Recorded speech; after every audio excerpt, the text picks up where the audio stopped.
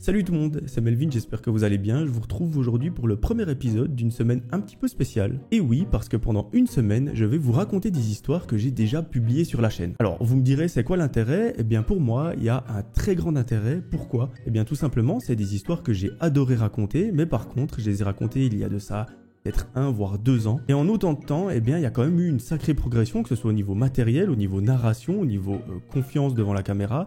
Donc pour moi, c'est très important de vous les re-raconter. Et en plus de ça, ça permet de les faire découvrir aux personnes qui sont arrivées plus récemment sur la chaîne, qui n'auraient peut-être pas vu toutes les vidéos. Et bien là, moi, je vous re-raconte des histoires telles que je les ai racontées par le passé, mais avec toute la qualité d'aujourd'hui, la confiance en soi, etc. Si le concept vous plaît, n'hésitez pas à me le mettre en commentaire, ça me ferait super plaisir de vous proposer de temps en temps des semaines comme ça. Ces derniers temps, mes amis, je suis trop content, il y a mon podcast Thread d'horreur sur Spotify qui cartonne, vraiment ça marche d'enfer. Donc je peux que vous inviter à aller vous abonner, à me rejoindre, à me mettre un petit 5 étoiles si vous aimez, ou 2 étoiles, peu importe. Mais mettez une petite évaluation, ça m'aide beaucoup, c'est un peu comme les commentaires sur YouTube. Et voilà, aujourd'hui je suis super content d'avoir une communauté sur Spotify, une communauté sur YouTube, donc ça fait trop plaisir. Voilà, moi j'ai pas grand chose à rajouter, je vous propose de vous re-raconter l'histoire de Laura. À l'époque où tout ça se passe, Laura elle a 16 ans, elle est en études et à ce moment-là précis de sa vie, elle recherche l'amour. Effectivement, ça fait des années que notre amie Laura elle est célibataire, et là elle commence à ressentir le besoin d'affection. Un jour, elle est dans sa chambre sur son téléphone et elle a la bonne idée d'installer une application de rencontre, et elle nous avoue au début que ça lui fait un tout petit peu bizarre, parce qu'en fait elle n'a jamais utilisé ce genre d'appli. Elle est plutôt en mode je vais trouver la personne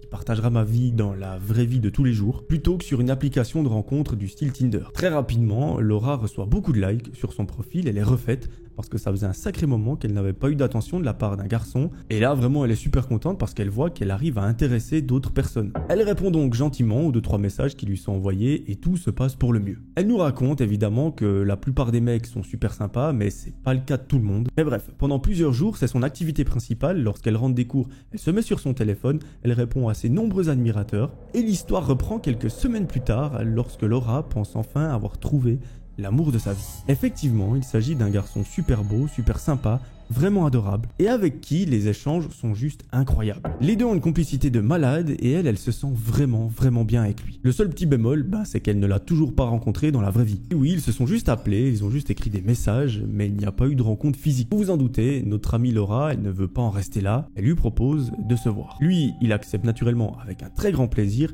et vous allez voir, la rencontre, c'est pas dans un restaurant, ni dans un bar, c'est pour faire une petite virée nocturne au milieu d'une bien grande forêt. Et oui, je pense qu'on peut dire que c'est une idée assez originale parce qu'en fait les deux ils sont passionnés par tout ce qui est randonnée, tout ce qui est horreur. Personnellement, c'est pas franchement le premier lieu qui me viendrait en tête pour un date, mais chacun son truc. Un jour, en rentrant des cours, elle se met dans son lit, elle va sur son téléphone et elle écrit à ce fameux garçon. Les deux se mettent d'accord pour trouver une date et une heure à laquelle ils vont se retrouver, et au bout de quelques minutes de conversation à peine, ils arrivent enfin à se mettre d'accord. C'est décidé, la rencontre aura lieu ce vendredi, et à partir de ce moment-là, Laura, elle est super stressée. Elle a qu'une seule hâte, c'est de rencontrer ce garçon pour voir si le feeling passe vraiment à 100%. En tout cas, par appel et par message, le mec est super sympa, il est adorable, donc théoriquement, il n'y a pas de raison que ça ne fonctionne pas. Pendant les quelques jours qui la séparent de vendredi, elle se rend à l'université, elle suit les cours, ça l'intéresse pas plus que ça on va dire, parce qu'à nouveau, elle a qu'une seule idée en tête, c'est de rencontrer ce mec et juste de voir si le feeling y passe. Ça honnêtement, je pense que vous et moi on peut la comprendre parce qu'on est très probablement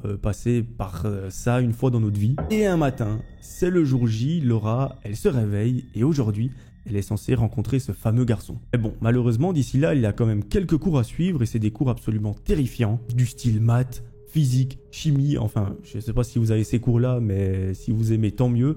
Personnellement, j'ai détesté. Et à la fin de la journée, à 18h, elle se dépêche de rentrer à la maison. Là, elle arrive, elle jette son sac dans la chambre, elle met ses plus beaux habits, son plus beau maquillage, et elle est super fière d'elle. Effectivement, les jours qui ont précédé, elle avait l'impression qu'elle allait pas pouvoir le faire, dans le sens où elle serait trop stressée ou qu'elle aurait eu trop peur de le rencontrer. Mais aujourd'hui, elle a réussi à combattre sa timidité, et elle est enfin prête pour la fameuse rencontre. Avec le recul, elle nous explique que c'était pas forcément utile de se maquiller, de mettre ses plus beaux habits, etc. Parce qu'en fait, ils vont quand même faire une randonnée dans la montagne, dans une forêt, en pleine nuit. Laura enfile ses chaussures, elle sort de la maison et elle attend. Au bout de quelques minutes interminables, une voiture apparaît dans la rue et elle se gare juste devant elle. Et vous imaginez bien, cette voiture, c'est le fameux garçon. À ce moment-là, elle a des papillons dans le ventre. Elle nous raconte que ce mec est comme sur les photos, il est autant beau, autant gentil, enfin il a l'air d'être autant gentil. Elle lui saute dans les bras, les deux montent dans la voiture et se rendent en direction de la fameuse forêt qu'ils veulent visiter. Celle-ci se trouve à une bonne vingtaine de minutes et dans la voiture, elle nous raconte que c'est génial parce qu'en fait, ils arrivent à discuter d'une façon qui est très fluide. C'est un peu comme s'ils se connaissaient depuis des années. Alors qu'en fait, ça fait à peine quelques semaines qu'ils discutent à travers des messages et franchement, quand ça nous arrive avec une personne, je vous avoue, c'est très très plaisant. Et généralement, c'est que c'est un bon signe, mais attention, parfois la personne en face peut cacher quelque chose d'assez étrange, des petits secrets et vous allez voir dans cette vidéo, je pense, on va être servi. Après quelques minutes de voiture, les deux arrivent enfin à l'entrée de cette fameuse forêt. Ils sont trop contents car en fait, c'est juste magnifique. Après, vous me direz, une forêt dans la nuit, est-ce que ça peut être magnifique ? Aucune idée, chacun son truc, dites-moi dans les commentaires. Les deux sortent de la voiture, ils enfilent leur petit sac et se mettent à avancer. Elle nous raconte que l'ambiance est assez bizarre parce qu'en fait elle a vraiment l'impression de marcher avec son copain alors qu'ils ne sont officiellement pas en couple et que c'est la première fois accessoirement qu'ils se rencontrent. Et en plus de tout ça, avec l'ambiance de la forêt en pleine nuit, les bruits d'animaux, les bruits de bois qui craquent, des feuilles, etc., c'est assez particulier. Laura nous raconte qu'ils marchent pendant 1h30 lorsque tout à coup, il s'arrête dans un petit endroit super sympa et super romantique. Il déplie une sorte de petite couverture, il s'installe et là il profite de la magnifique vue. Effectivement, cette partie de la forêt, elle est dégagée et ils peuvent observer les étoiles. Et ça, pour une activité dans un premier date, j'ai l'impression que c'est pas mal. Pendant 2 heures, le probable futur couple discute d'absolument tout et ça se passe à merveille. Mais à un moment, il est tellement tard que les deux amoureux s'endorment. Laura, elle nous raconte qu'en fait, elle était tellement bien dans ses bras qu'elle a juste pas vu le temps passer. Elle s'est assoupie et qu'apparemment lui aussi. 2 heures plus tard, Laura se réveille en sursaut parce qu'elle a entendu un très très gros bruit. Mais c'est pas la façon dont elle s'est réveillée qui l'inquiète, c'est plutôt que son mec n'est plus là.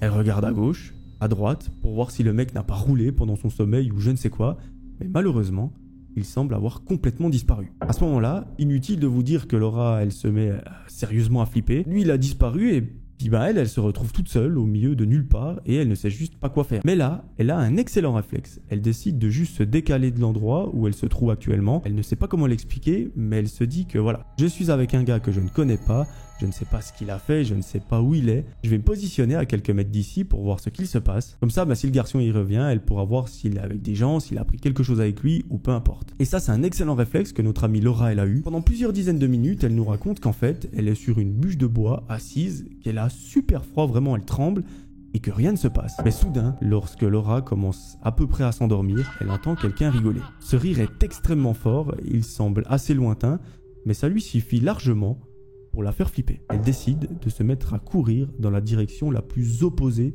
à l'endroit d'où provient ce cri.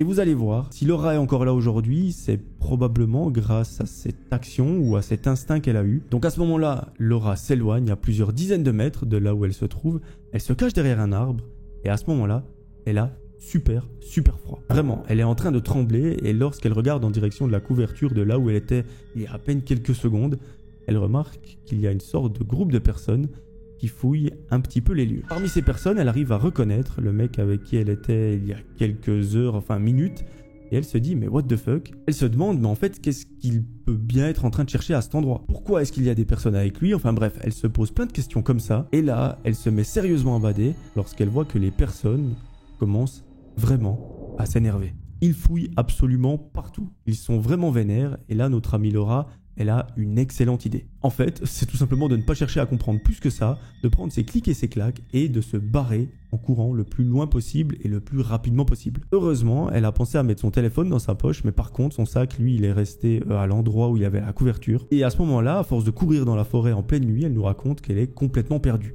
Heureusement pour elle, elle capte le réseau, elle arrive à s'orienter grâce à Google Maps, et à un moment, elle arrive au bord de la forêt, vers une route.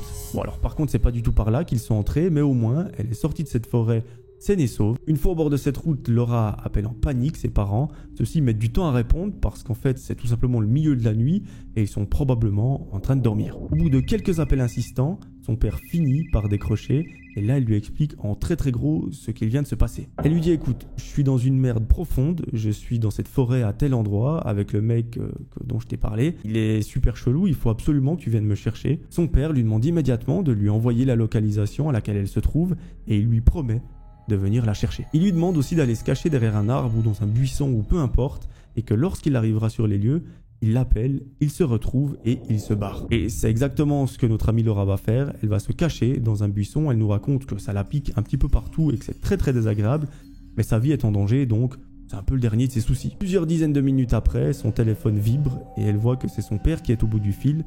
Il lui dit voilà, je suis probablement pas loin de toi. Est-ce que tu peux sortir de ton buisson et essayer de localiser la voiture? C'est ce qu'elle fait et par miracle, elle voit qu'il y a une voiture pas très loin d'elle et c'est son ange gardien, c'est son père qui est venu la chercher. À ce moment-là, elle tape le sprint le plus rapide de sa vie. Elle entre dans la voiture, les deux verrouillent les portes et ils rentrent à la maison sains et saufs. Une fois arrivés à destination, ils sont en sécurité et le père lui demande un petit peu des explications. Il lui dit mais qu'est-ce qui s'est passé? Pourquoi est-ce que tu es pas rentré plus tôt? Et là, Laura elle lui dit écoute, j'étais avec ce mec, on a fait une randonnée dans la forêt en pleine nuit, on s'est endormi parce qu'on était fatigué et je ne sais pas pourquoi mais quand je me suis réveillé, le gars n'était tout simplement plus là.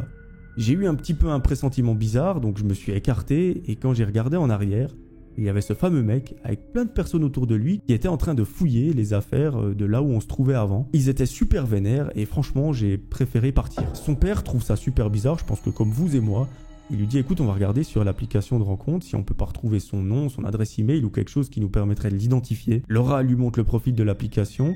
Et son père lui dit écoute, on peut pas tirer des infos, on va tout simplement l'envoyer à la police par email et voir s'ils peuvent nous donner des infos. Avant de l'envoyer par email, il décide de prendre le téléphone, d'appeler le commissariat de sa ville pour lui poser 2-3 questions. Il demande est-ce que si moi je vous envoie un profil par email, vous pouvez me dire si cette personne est dangereuse, recherchée ou quelque chose comme ça. Le policier au bout du fil lui répond qu'en fait il peut le faire mais que c'est malheureusement pas possible, il peut pas divulguer ce genre d'infos parce que c'est des informations qui sont confidentielles, sensibles et qui sont sous autorité judiciaire.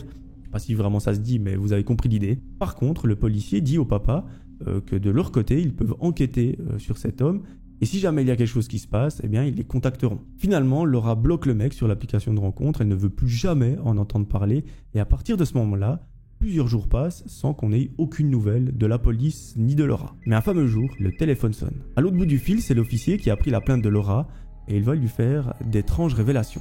Il lui explique qu'en fait, ce mec est connu des services de police de la région et qu'encore pire, il fait partie d'un gang qui est connu pour maltraiter les femmes. Apparemment, si ce mec est parti en pleine nuit, c'est qu'il allait probablement chercher le groupe qui appartiennent à son gang et que malheureusement, la suite des événements aurait été atroce, voire juste tragique. Et à ce moment-là, notre amie, elle arrive un petit peu à comprendre les choses. Elle se dit, mais en fait, c'est logique qu'ils étaient vénères lorsqu'ils m'ont pas trouvé parce qu'ils s'attendaient à me voir endormi sur la couverture.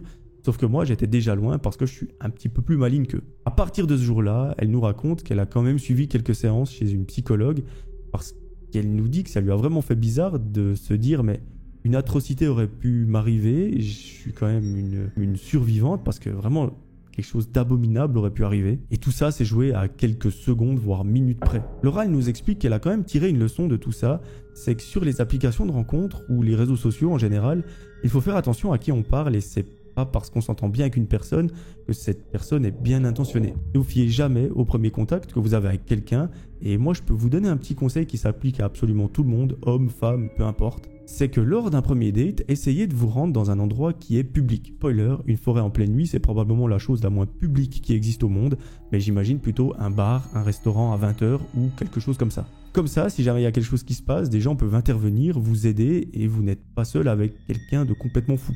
Voilà, moi j'espère que cette histoire elle vous aura plu, ne vous inquiétez pas, Laura aujourd'hui elle a complètement tourné la page et d'ailleurs elle vit avec un garçon qui est juste formidable. Donc rien que pour ça, on est super content. Moi j'espère que l'histoire vous aura plu. Si c'est le cas, n'hésitez pas à me le dire en commentaire comme d'habitude. Abonnez-vous, ça me ferait super plaisir de vous accueillir. Moi je vous retrouve dès demain pour un nouvel épisode. Passez une belle soirée, c'était Melvin, ciao tout le monde.